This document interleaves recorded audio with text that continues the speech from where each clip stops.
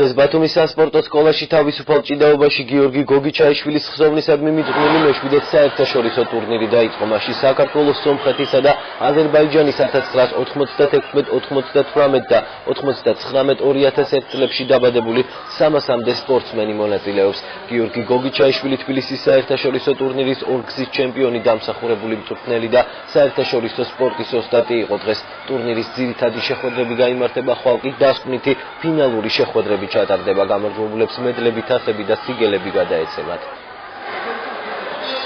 თავისუფალ ჭიდაობამ კარგად მოიგიდა ფეხში.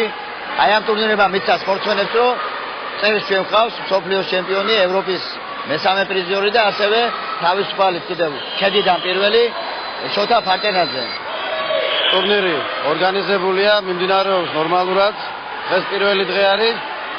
და ველოდებით შედეგებს. დღეს იქნება ჩვეულებრივი შეხვედრები, ხვალ ფინალებიდან მესამე ადგილზე ჭიდაობა. გიორგი გოგიჩაიშვილი იყო პიროვნება, რომელმაც აჭარაში, ესე ითქვა, თავისუფალი ჭიდაობა დაარსა და მისი შეგირდები, მისი მოყოლებული, მისი კარჯიდან გამომდინარე, დღეს კიდევ ახალგაზრდები ძალიან დიდ საქმეს აკეთებენ.